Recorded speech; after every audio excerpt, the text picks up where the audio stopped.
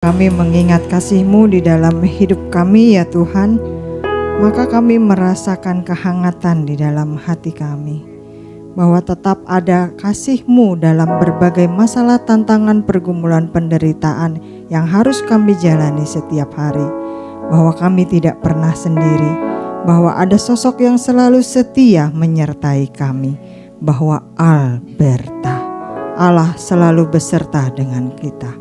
Bapa di dalam surga, itulah sebabnya kami bawa hati kami ke hadapan-Mu. Kembali kami bawa pikiran kami ke hadapan-Mu. Karena kami tahu hati kami mudah sekali kering. Hati kami mudah sekali tumbuh semak belukar. Hati kami perlu ditaburi oleh benih firman-Mu. Supaya bisa tetap kuat, tetap tangguh, tetap bisa menjalani hari-hari kami di dunia ini. Hari-hari yang tidak pernah semakin mudah. Itulah sebabnya pagi ini kami satukan hati kami. Kami undang Roh Kudus untuk menjamah hati kami, menjamah pikiran kami, supaya hati kami dipulihkan oleh Tuhan, supaya Roh Kudus tetap tinggal di dalam hati kami, supaya apa yang kami pikirkan diselaraskan, diharmoniskan dengan apa yang Tuhan mau, sehingga kami bisa mengerti firman Tuhan yang akan disampaikan dan menjadi pegangan serta kekuatan dalam hidup kami. Terima kasih Bapa. Dalam nama Yesus kami serahkan sesi pemberitaan firman-Mu hanya ke dalam tangan-Mu saja. Yang percaya bersama kita katakan amin. Silakan duduk Bapak Ibu Saudara. Selamat pagi. Hari ini kita sudah mulai bulan yang baru. Tanpa terasa tahun 2026 ini kita sudah masuk di bulan yang kelima. Kemarin rasanya baru Happy New Year, rasanya berat gitu ya Bapak Ibu Saudara, tapi ternyata walaupun BBM harganya naik, kita masih bisa tetap sama-sama kumpul di tempat ini. Walaupun harga-harga mulai ada yang ketahuan naik, ada yang meledak, ada yang meroket, tapi kita masih bisa tetap menjalani hari-hari kita. Dan untuk itulah kita tetap bersyukur kepada Tuhan, bahwa makin berat masalahnya, makin besar juga penyertaan Tuhan dalam hidup kita. Nah, kalau kita tiba di hari ini Bapak Ibu Saudara, tidak lama lagi, sekitar 2 minggu lagi, tanggal 14 itu hari libur lagi Bapak Ibu Saudara. Kemarin libur ya Bapak Ibu Saudara, tanggal 1 ya. Ada yang ikut demo? Ingat, karet 1, karet 2, karet 3 gitu ya. Karet hijau, karet merah begitu ya. Nah, kalau tanggal 14 nanti Bapak Ibu Saudara, itu hari libur lagi. Hari apa Bapak Ibu Saudara? Hari Jumat. Hari apa? Hari Kamis, betul. Tapi tanggal merahnya karena kejepit. Karena apa cuti bersamanya? Hari kejepit. Hari kenaikan Tuhan Yesus ke sorga. Enggak ada hari kejepit Bapak Ibu Saudara. Terus karena kejepit jadi libur gitu, tidak. Tapi yang lebih penting daripada itu, kenapa kita diliburkan? Karena kita, terutama kita ini orang-orang Kristen, merayakan, memperingati hari kenaikan Tuhan Yesus Kristus ke surga. Kenapa harus selalu dirayakan, diperingati, bahkan sampai diliburkan? Karena kita manusia ini punya penyakit bawaan orok Bapak Ibu Saudara. Built in, yaitu penyakit lupa itu nggak inget gitu ya. Yuk kita baca dulu. Apa sih fakta yang bisa kita lihat di balik peristiwa kenaikan Tuhan Yesus Kristus? Kisah Rasul 1 ayat 8 sampai yang ke-9. Kisah Rasul 1 ayat 8 sampai yang ke-9. Bapak Ibu bisa buka di handphone suci, gadget suci, Alkitab, kitab suci atau apapun itu.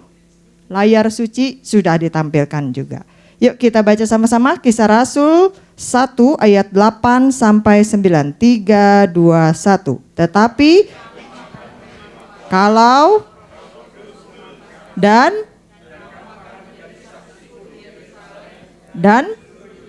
sampai Sesudah ia mengatakan demikian, terangkatlah ia disaksikan oleh mereka, dan awan menutupnya dari pandangan mereka. Terima kasih. Beberapa hari yang lalu, atau tepatnya hari Sabtu yang lalu, salah satu saudari kita di tempat ini, yaitu Ibu Oirinio, dipanggil pulang ke pelukan Bapa di surga. Dan hari Minggu kami adakan pelayanan kebaktian penghiburan. Hari Senin dilayani kebaktian penutupan peti. Hari Selasa ditutup dengan ibadah pelepasan jenazah, juga pemakaman di tanah kusir. Nah, Bapak Ibu Saudara, ketika seseorang sadar dirinya dalam kondisi kritis, siap untuk dijemput kembali ke tempat asalnya, biasanya pasti memberikan wejangan ya. Wejangan, bukan wedang jahe ya Bapak Ibu Saudara, ini beda ya gitu. Karena biasanya pagi-pagi belum sarapan, belum ngopi, kita langsung asosiasinya tuh salah dengar begitu ya gitu. Ini bukan di Jak FM ya Bapak Ibu Saudara. Nah, ketika dia memberikan nasihat, memberikan pesan terakhir, biasanya itu untuk orang-orang yang dia tinggalkan, keluarga yang dia tinggalkan. Dan nasihatnya, wejangannya, pesan terakhirnya itu biasanya sesuatu yang baik-baik begitu kan. Saya masih ingat ketika peti akan diturunkan, lalu kemudian di lokasi pemakaman diberikan kesempatan terakhir untuk pihak keluarga menyampaikan 1-2 paragraf begitu ya. Kalau 1-2 kata terlalu pendek Bapak Ibu Saudara, jadi 1-2 paragraf sampai akhirnya anak yang paling kecil maju ke depan mewakili pihak keluarga, lalu dia bilang begini, si mama itu waktu dia mau meninggal banyak pesennya sama saya katanya. Dia pesen nih buat adiknya yang paling kecil. Begini. Hidupnya harus benar. Umur udah berapa? Mau sampai kapan lagi? Dia pesen buat cucunya 1, 2, 3, 4, 5. Dia pesen buat anak-anaknya. Dia pesen buat mantu-mantunya. Dibacakan semua, disampaikan semua. Dan itu semua isinya adalah yang baik-baik. Dengan harapan melalui nasihat tersebut, melalui wejangan tersebut, penerima pesan bisa menjalani hidupnya sesuai dengan pesan yang disampaikan. Almarhum Bapak Gembala selalu mengajarkan kita semua, keluarga besar GB Alberta di tempat ini, untuk tidak bergantung kepada manusia, tapi bergantung kepada Tuhan.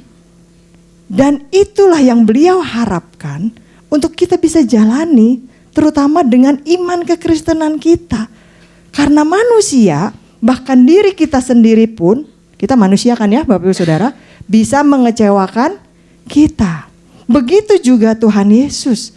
Ketika Tuhan Yesus akan meninggalkan para murid-muridnya, artinya secara fisik setelah kebangkitannya, dia tidak lagi hadir di dunia ini, dia memberikan wejangan. Dia memberikan pesan terakhirnya kepada seluruh murid-muridnya. Karena pada saat itu murid-murid sudah berkembang, tidak lagi hanya tim inti 12 orang, tetapi sudah menjadi ratusan orang. Yesus menjanjikan Roh Kudus akan turun. Sudah sampai di situ? Tidak. Dan sebagai orang percaya akan dipenuhi oleh Roh Kudus. Tidak sampai titik. Roh Kudus turun, oke. Lalu apa efeknya buat kita? Saya, Bapak Ibu dan Saudara, orang-orang percaya akan dipenuhi oleh Roh Kudus tersebut. Kalau Yesus tidak naik ke surga, Yesus bilang apa? Roh Kudus itu tidak akan turun. Seringkali yang kita ingat tentang kenaikan Yesus ke surga, faktanya apa Bapak Ibu Saudara? Kenapa Tuhan Yesus naik ke surga? Menyediakan tempat bagi kita. Lalu apa lagi? Karena dideportasi, waktunya udah habis, ada yang jawab begitu. Ada lagi yang bilang karena duduk di sebelah kanan Allah Bapa. Seringkali hanya hal-hal seperti itu yang kita ingat. Hari ini kita akan lihat lebih dalam tentang hal ini. Kenapa Yesus harus menyediakan tempat bagi kita di surga? Kenapa tidak di dunia ini aja? Kalau kita sudah paham, kita sudah hafal, kita sudah tahu, kita sudah diajar, Yesus naik ke surga untuk menyediakan tempat bagi kita. Pertanyaannya, kenapa? Kenapa harus tinggal di surga? Kenapa harus menyediakan tempat bagi kita di surga?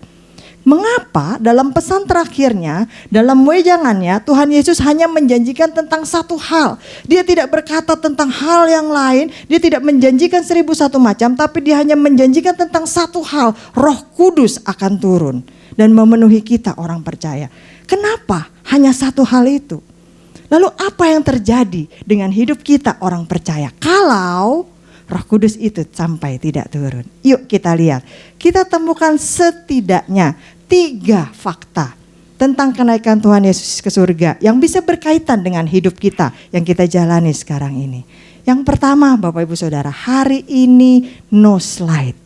Tidak ada slide. Dari tadi nungguin dengan berkerut-kerut. Mana slide-nya? Mana slide-nya? Ada yang nengok ke belakang. Multimedia di belakang makin bingung. Ditatap sama jemaat. Mimbar di depan. Tapi jemaat mandangnya ke belakang. Hari ini kita free slides Bapak Ibu Saudara. Bisa ya? Ya, kita akan buka Alkitab kita masing-masing. Yang hari ini gak bawa Alkitab cetak bisa buka di handphone, bisa buka di gadget. Yang hari ini gak bawa handphone, rasanya mustahil gitu ya Bapak Ibu Saudara. Bisa pinjem sama sebelahnya. Kita akan sama-sama buka ayat. Yang pertama, kenapa Yesus naik ke surga menyediakan tempat buat kita? Karena Bapak Ibu Saudara, hal yang sering kali kita udah tahu tapi dan kita lupakan.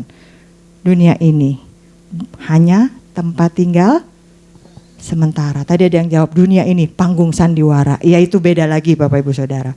Dunia ini hanya tempat tinggal sementara. Kalau kita dengar itu udah tahu, udah hafal.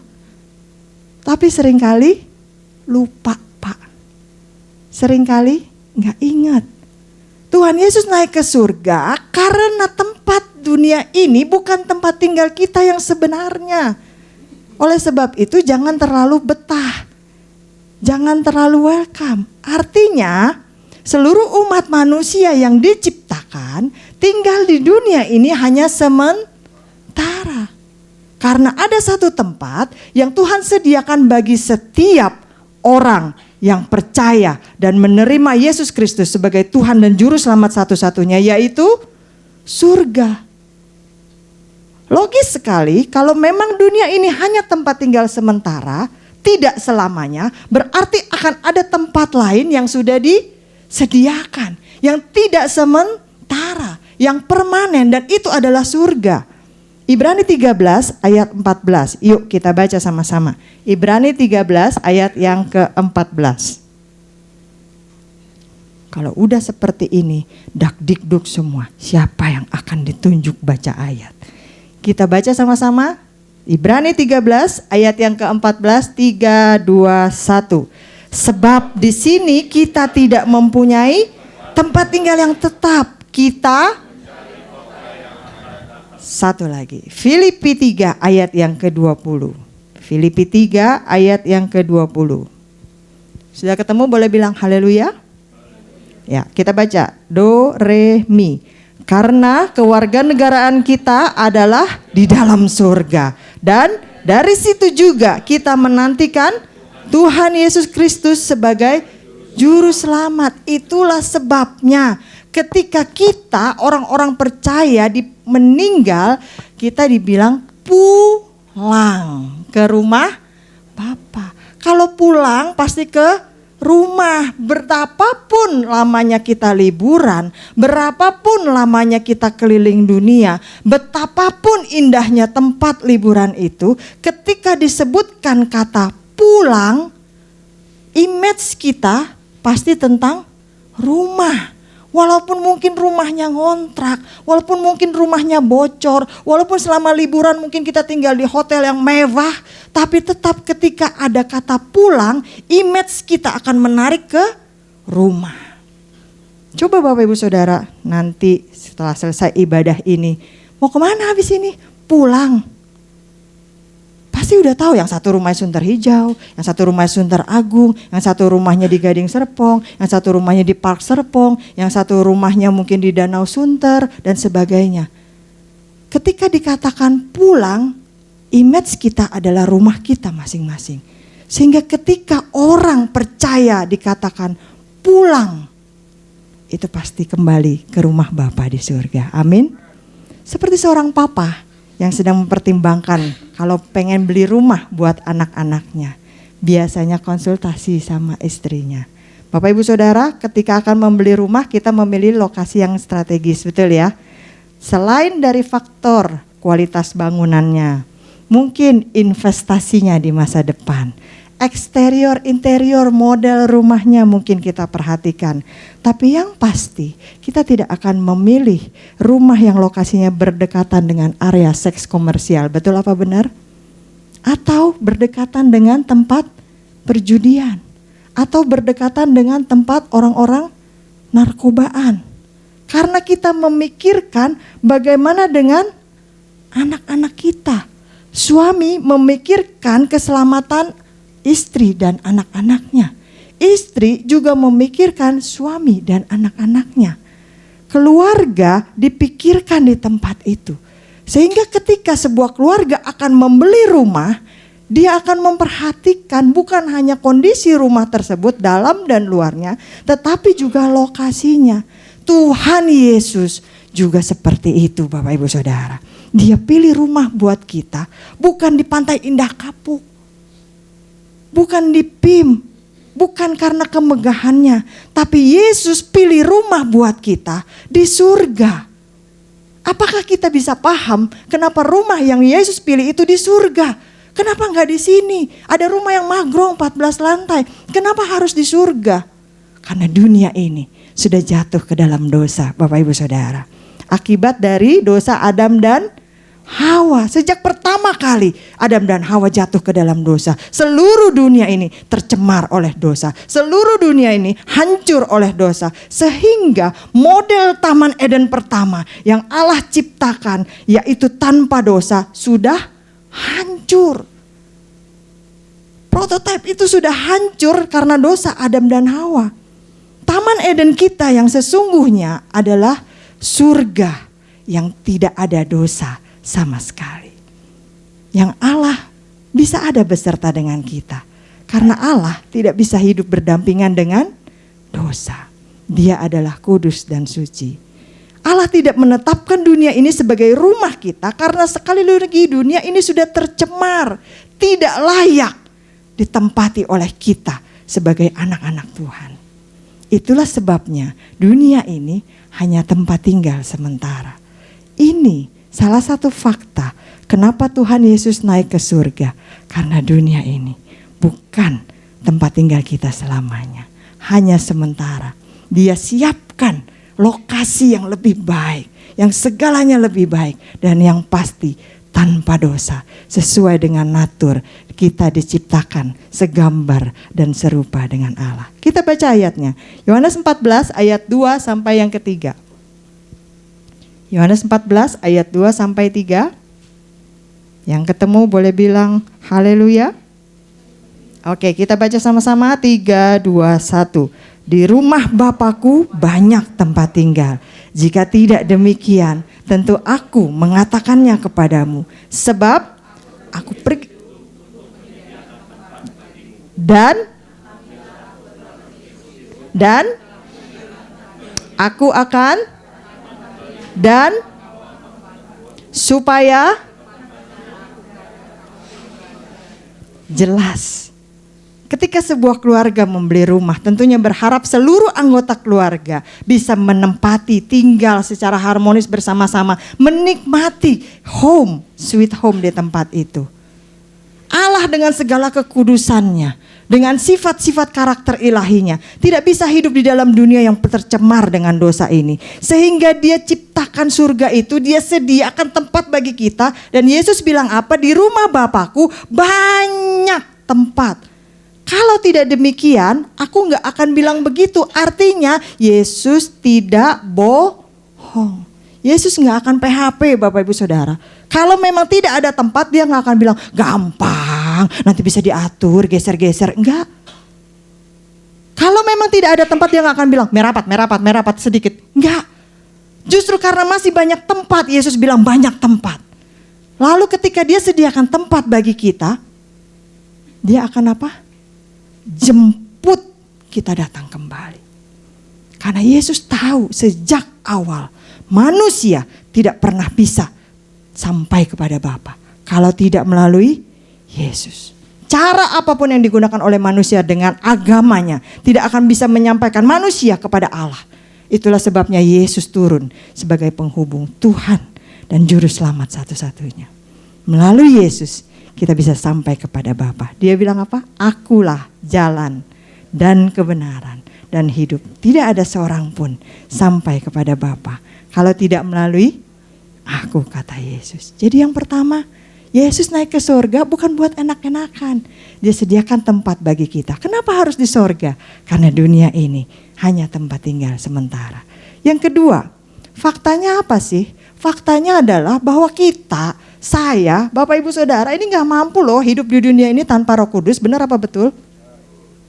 Bapak Ibu Saudara yang paling gampang aja. Pernah gak mau ke gereja rasanya malas?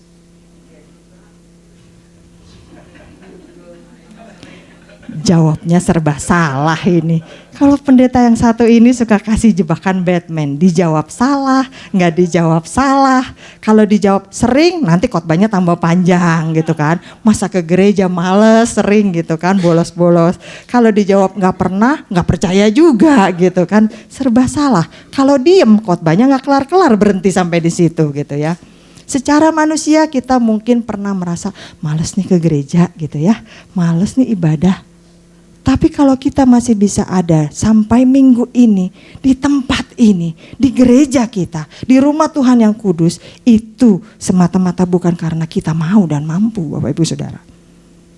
Kita bisa melawan kedagingan kita, rasa males kita, rasa segan kita, yang lebih enak hari Minggu masih tarik selimut, santai-santai di rumah ngopi, tapi kita bisa ada di tempat ini karena gerakan Roh Kudus.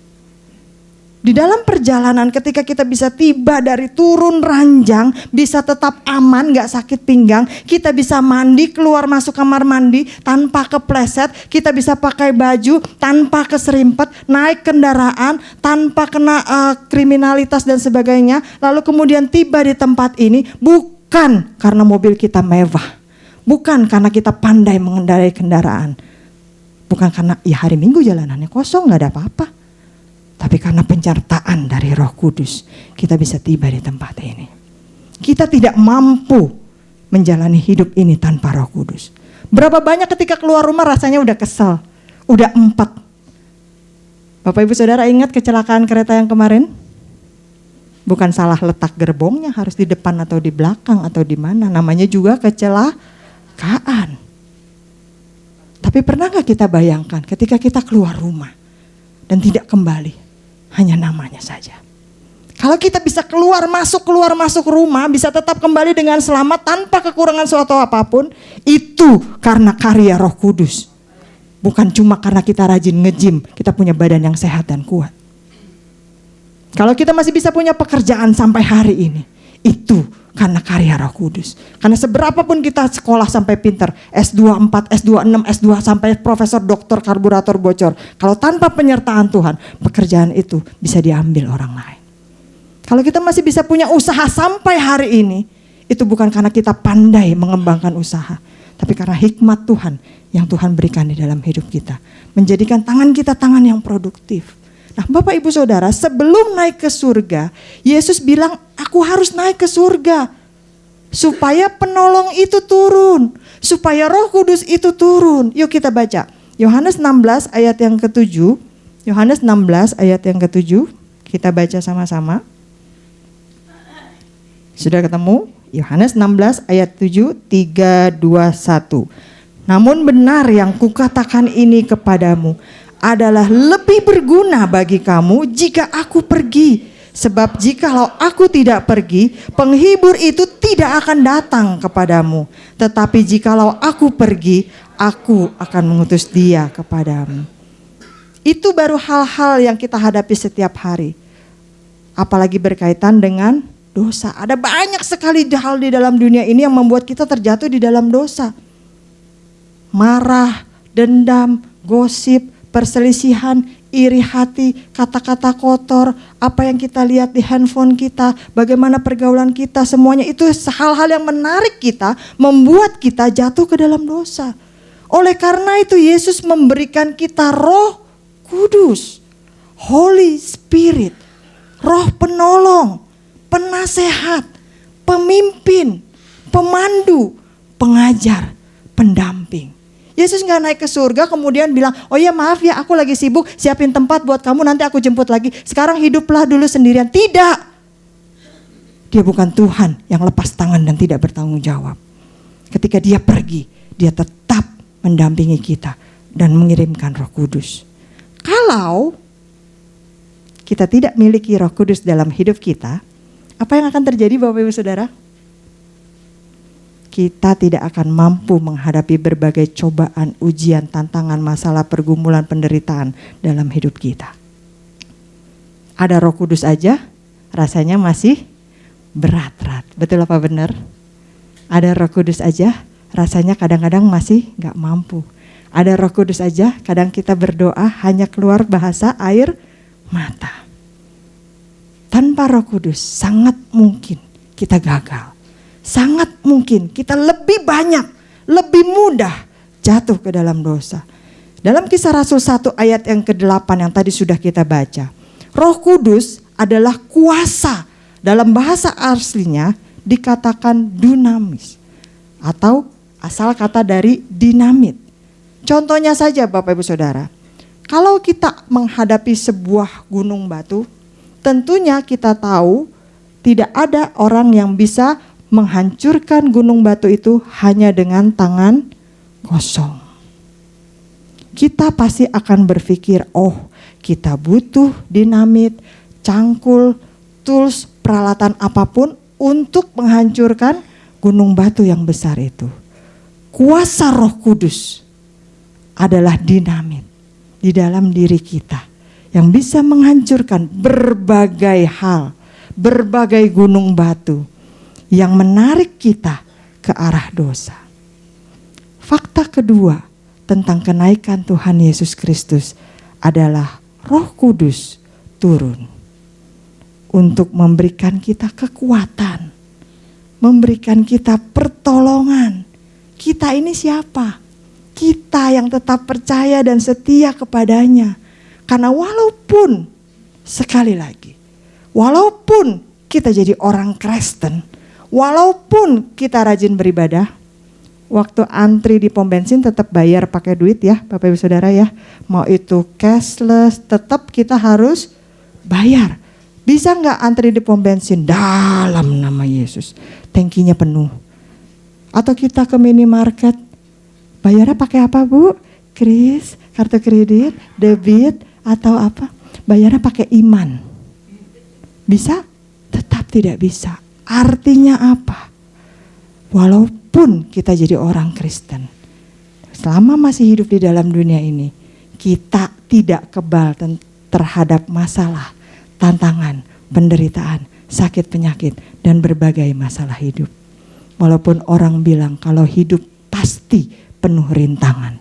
Karena kalau rantangan itu catering Bapak Ibu Saudara.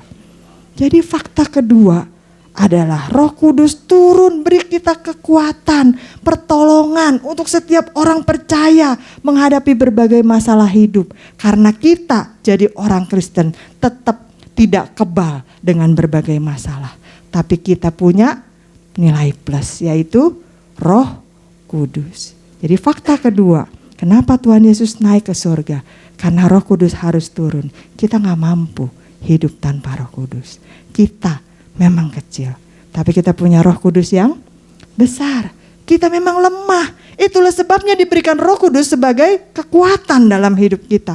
Kita memang gak berdaya, tapi kita punya Tuhan yang gagah perkasa. Amin. Yang terakhir, Yesus naik ke surga, faktanya adalah membuktikan bahwa benar Dia Tuhan yang sejati. Artinya apa? Kalau orang bilang, emang ada Tuhan rela jadi manusia? Ya terserah dia, kan dia Tuhan. Terserah dia mau jadi apa saja. Yesus tidak hanya hidup, lahir, mati dan bangkit. Ketika Yesus bangkit saja, Itu sudah melebihi tokoh agama lain. Tokoh agama lain lahir, hidup, mati. Tapi hanya Yesus yang bangkit. Dan ternyata kehebatannya tidak hanya sampai dibangkit saja yang memang sudah hebat. Tapi level up lagi Bapak Ibu Saudara. Dia naik ke surga, duduk di sebelah kanan Allah Bapa. Dengan naik ke surga, Yesus membuktikan 100% kealahannya. Karena sebagai orang percaya, kita yakin Yesus itu 100% manusia dan 100% Allah. Dengan dia terangkat ke surga, dia menggunakan 100% kealahannya. Bahkan disaksikan bukan hanya oleh 12 murid. Kalau Bapak Ibu Saudara totalin, dan saya pernah khotbahkan juga di tempat ini, kurang lebih 500 murid dan pengikutnya yang menyaksikan Yesus terangkat dari Bukit Zaitun. Dan dari inilah Yesus membuktikan dialah Tuhan yang sejati, Tuhan yang hidup, yang telah dinubuatkan dalam perjanjian lama. Yuk kita lihat. Mazmur 110 ayat yang pertama. Apa yang dinubuatkan? Mazmur 110 ayat yang pertama. Sudah ketemu? Kita baca 3, 2, 1. Mazmur Daud. Demikianlah firman Tuhan kepada Tuanku, duduklah di sebelah kananku sampai kubuat musuh-musuhmu menjadi tumpuan kaki. Nah, nubuatan ini sudah digenapi dalam Kisah Para Rasul dan Ibrani 1 ayat 3. Yuk kita baca Ibrani 1 ayat yang ketiga.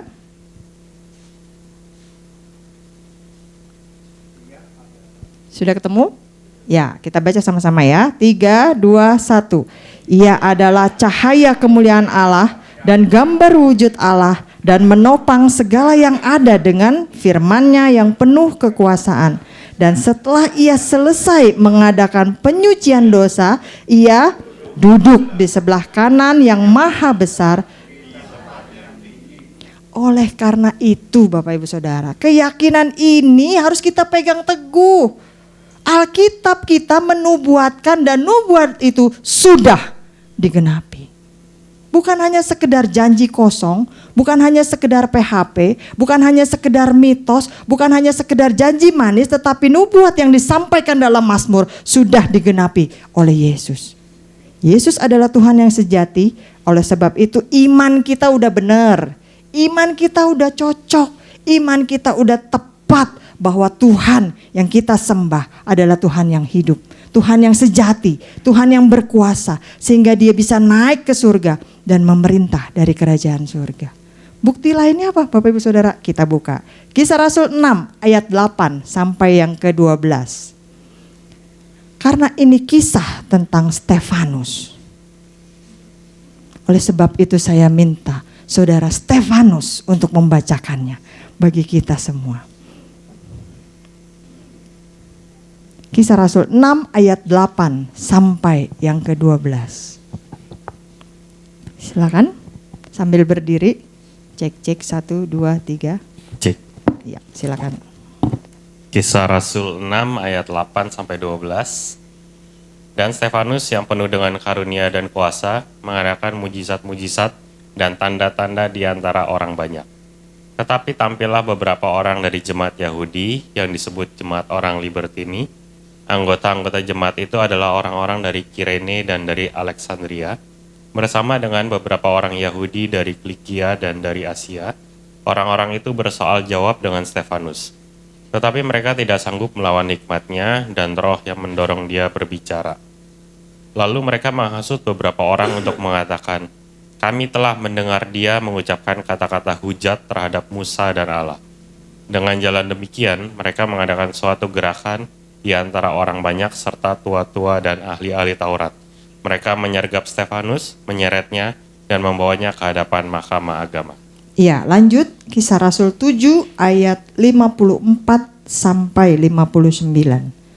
Kisah Rasul 7 ayat 54 sampai 59. Silakan. Kisah Rasul 7 ayat 54. Ketika anggota-anggota mahkamah agama itu mendengar semuanya itu, sangat tertusuk hati mereka, maka mereka menyambutnya dengan gertakan gigi. Tetapi Stefanus yang penuh dengan Roh Kudus menatap ke langit lalu melihat kemuliaan Allah dan Yesus berdiri di sebelah kanan Allah. Lalu katanya, sungguh aku melihat langit terbuka dan anak manusia berdiri di sebelah kanan Allah. Maka berteriak-teriaklah mereka dan sambil menutup telinga serta serentak menyerbu dia. Mereka menyeret dia keluar kota lalu melemparinya. Dan saksi-saksi meletakkan jubah mereka di depan kaki seorang muda yang bernama Saulus. Sedang mereka melemparinya, Stefanus berdoa, katanya, "Ya Tuhan Yesus, terimalah rohku." Ya, terima kasih. Bapak Ibu Saudara nanti bisa baca keseluruhan kisah lengkapnya dari ayat-ayat yang tadi kita cuplik.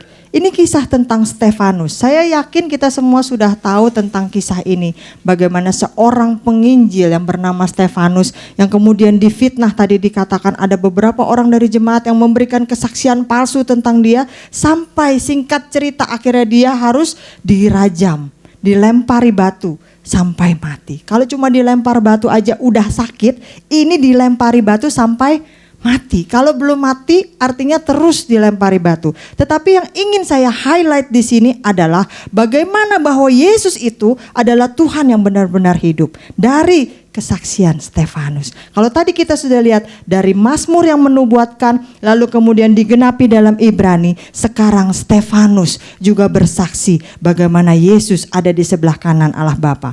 Tadi ada ayatnya, tetapi Stefanus yang penuh dengan Roh Kudus. Sekali lagi, Stefanus yang penuh dengan Roh Kudus menatap ke langit, lalu melihat kemuliaan Allah dan Yesus berdiri di sebelah kanan Allah. Tadi dikatakan duduk di sebelah kanan Allah. Kenapa yang dilihat oleh Stefanus Yesus berdiri? Banyak tafsiran yang mengartikan bahwa ini adalah penghormatan terhadap seorang martir yang mati atas Injil Kristus. Ketika kita memberikan aplaus, biasanya Bapak Ibu Saudara menonton satu pertunjukan, kita memberikan tepuk tangan. Tapi kalau memang pertunjukan itu sangat bagus sekali, biasanya orang-orang para hadirin akan otomatis berdiri dan memberikan tepuk tangan. Banyak tafsiran yang menafsirkan bahwa Yesus menghormati Stefanus sebagai martirnya. Sehingga Yesus dari duduk dia berdiri. Dan itulah yang dilihat oleh Stefanus yang penuh dengan Roh Kudus. Lalu kemudian sedang mereka melemparinya, Stefanus berdoa. Bapak Ibu Saudara bisa bayangkan, dilempar batunya itu bukan batu cincin ya Bapak Ibu Saudara.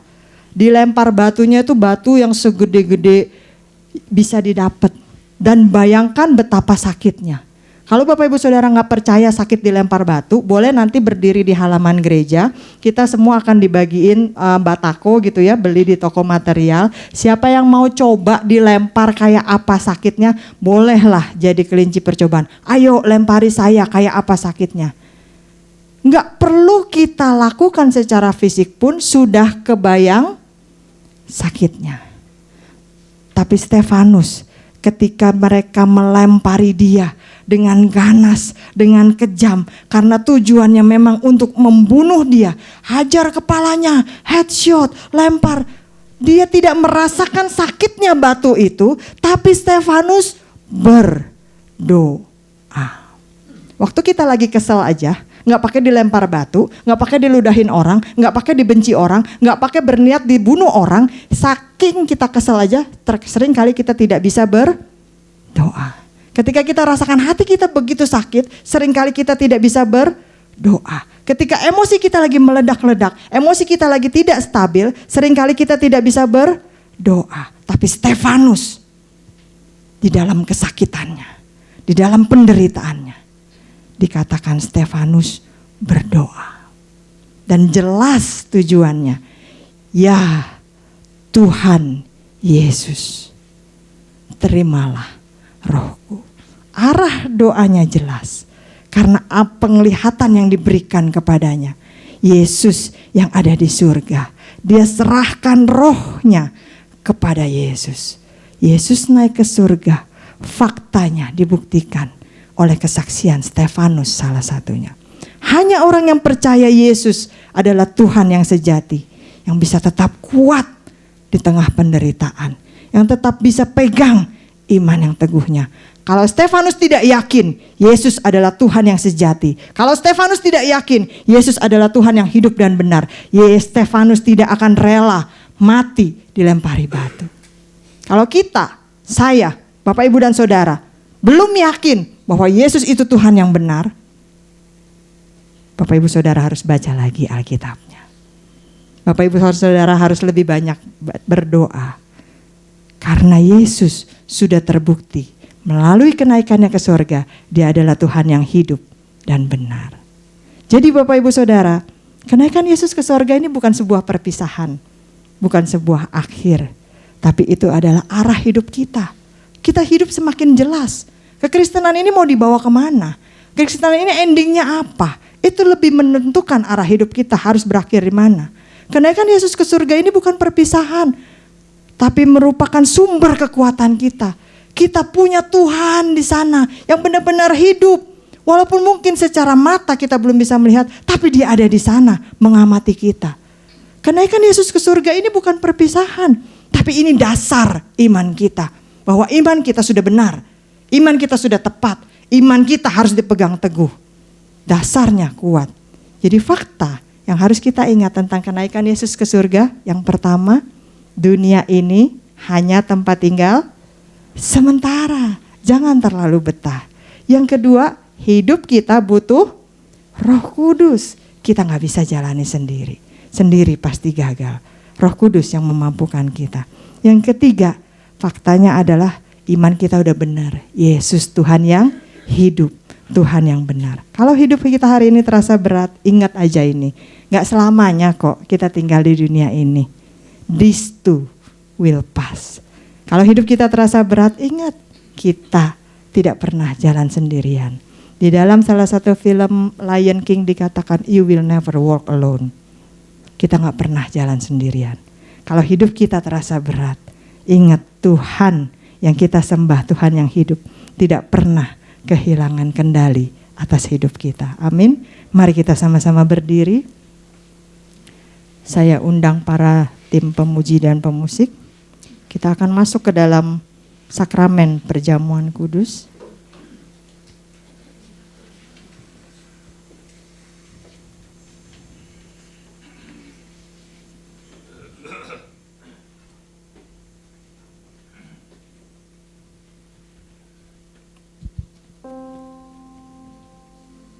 Kita akan nyanyikan satu pujian, kemanakah aku dapat pergi.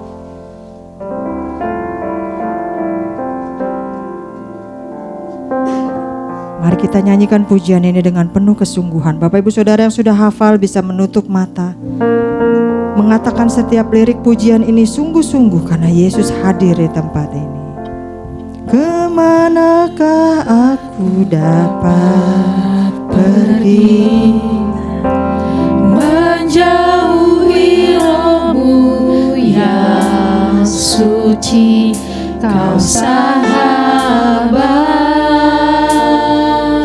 yang setia, dan Kau dekat. Jangan bangga dengan apa yang bisa kita lakukan, Bahkan seluruh pengabdianku tak bisa membalas kesetiaan-Mu, sungguh mulia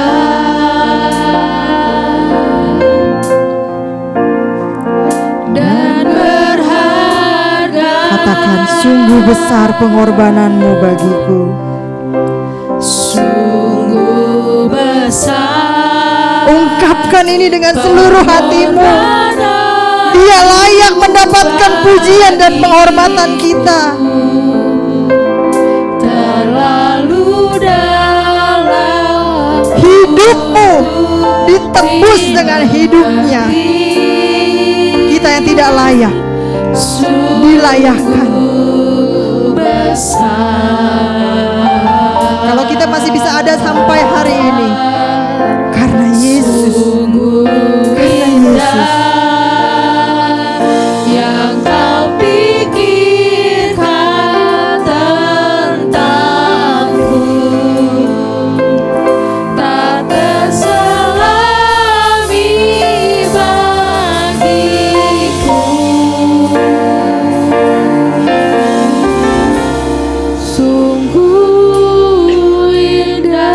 tetap mengalun dengan lembut. Saya berikan waktu beberapa saat untuk kita masing-masing berdoa. Pejamkan mata saudara. Ini urusan pribadi masing-masing kita dengan Yesus yang hadir di sini. Dia hadir di tengah-tengah kita, berdiri di depan kita masing-masing. Dia pegang bahumu. Dia tahu beratnya kehidupanmu. Dia tahu betapa hatimu yang terluka. Dia tahu betapa penyakitmu tidak bisa disembuhkan oleh dokter.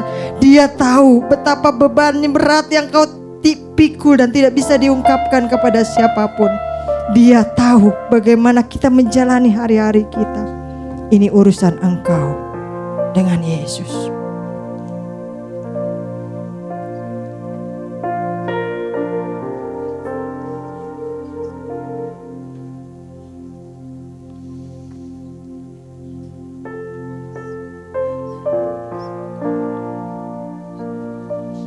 Bahkan bahasa tetesan air mata sekalipun dia mengerti. Di tengah badai dan gelombang sekalipun dia tetap memegang tanganmu. Bukan hanya menenangkan badai itu, tetapi menggenggam tangan kita dan berjalan melewatinya.